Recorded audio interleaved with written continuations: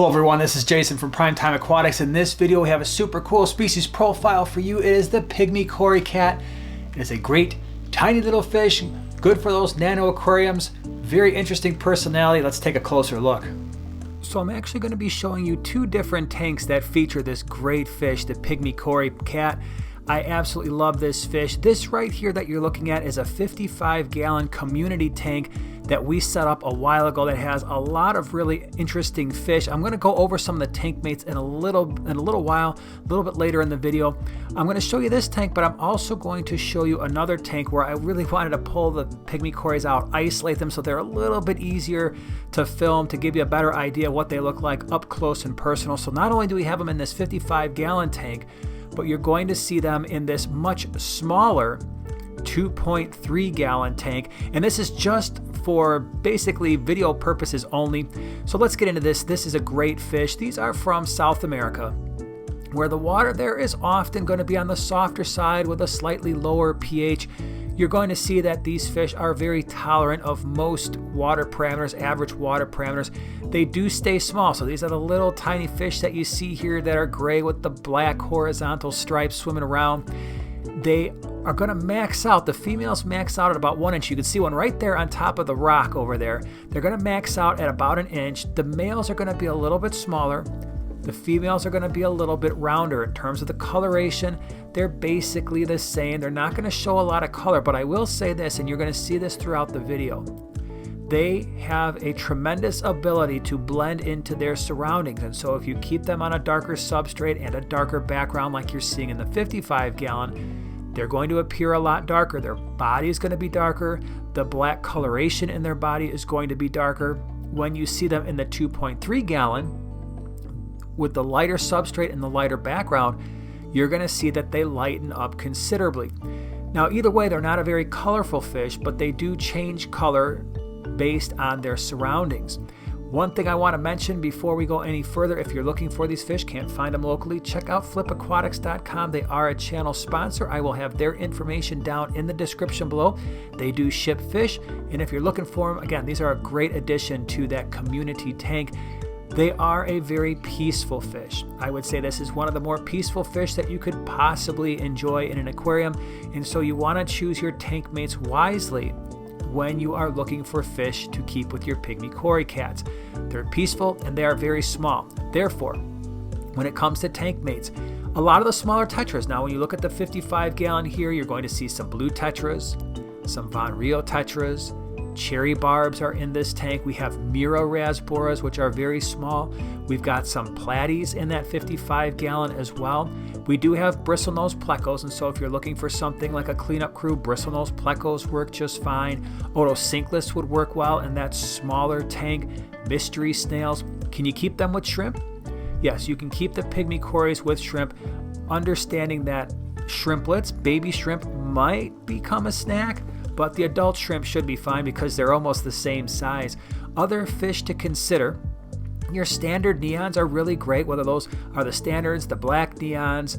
You can go cardinal tetras, green tetras, ember tetras would be really cool.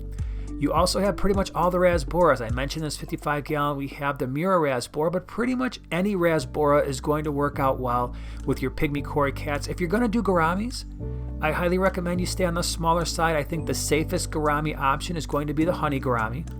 I would stay away from the larger full-size gouramis for sure. You can also do live bears. Like I mentioned, we've got platies in this 55-gallon, guppies, endlers would work.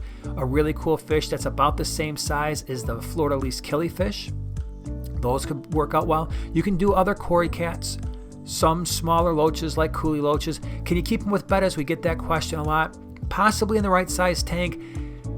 You just have to be aware of how your betta's personality is. If it's more on the aggressive side, I probably wouldn't try to mix these with your Pygmy Cory Cats. Peacock gudgeons, hatchet fish, half beaks, rice fish, all of those are good potential options as well. What about the water parameters? Well, in our fish room, we keep almost all of our tanks around 78 to 80 degrees. These fish will do great anywhere from around 72 to 78. Like I said, we do 80, we don't have any problems. pH, they're gonna have a wide range of pH tolerances, anywhere from 6 to 8. Our pH is closer to that upper end on the 8, but if you're certainly around neutral, you're going to be in really good shape. Water hardness, somewhere between 3 to 12 degrees hardness. We're up around 10 degrees on both of our KH and GH, and they're thriving in those water conditions. I do want to mention that your water quality needs to be good. And what that means is you need a well-cycled tank, no ammonia, no nitrite, and nitrates ideally less than 20 parts per million. If you want to know more about the nitrogen cycle, I will put that video in the upper right hand corner as well as in the description below. We feed our fish a wide variety of foods, but all of the prepared foods are North Fin foods. North Fin flakes, North Fin sinking pellets, especially the micro pellets, they really like those. We will do frozen brine shrimp. They actually really love live baby brine shrimp as well if you want to give them something special. You can do frozen bloodworms. Just know that the frozen bloodworms might have to be cut up a little bit because frozen bloodworms can be almost as long as they are, so they're probably not going to chow down on whole frozen bloodworms. The tank size, you'll see if you go on the internet, it can be all over the place when it comes to tank size.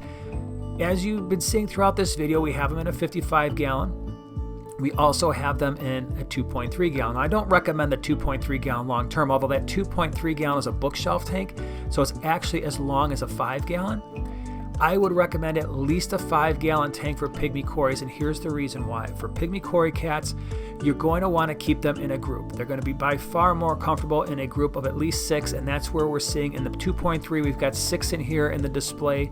In the 55 gallon, we had about a dozen or so. They're going to do much better in groups, and they really do need to be kept together in those groups, as you see throughout the video. Because of that, you want at least a 5 gallon tank. Now, they're going to be very small, right? So you're looking at a fish that's around an inch. Once again, they are a little bit more active, I would say, in terms of mid-water swimming than your standard Cory Cat would be, but I wouldn't say that they're overly active. So at least a 5 gallon, ideally a little larger, a 10 to 20 gallon would be even better because you can keep a larger group comfortably. Now, when you're decorating your tank, some things to consider. One, as you can see, they like to sift through the substrate, so a sand is actually a really good idea. Technically, this in the 2.3 gallon, it is a sand, even though it's a larger grain. We have sand in the 55 gallon as well. The main thing you want to keep in mind when it comes to substrate is try not to have anything that's going to be abrasive. So some of the gravels can have sharp edges that might scrape up their belly, that might hurt their little whiskers, their barbels that they use to kind of sift through the substrates. So a sand substrate is the safest way to go. You can see in both cases we've got some rocks, we've got some driftwood. In the 55 gallon we have some live plants. You don't have to have live plants, but certainly putting plants in the tank is going to provide them a little bit of cover. They do like places to hide. Pygmy Cory Cats are one of those fish where until they feel comfortable, they are going to hide. They might be a little bit shy at first, and as they feel more comfortable with their surroundings, they start to come out a lot more. And that's even when we put them in this 2.3 gallon, I had to wait a couple days to actually film them because they were all just sitting there behind the sponge filter, behind the rock. They wouldn't come out.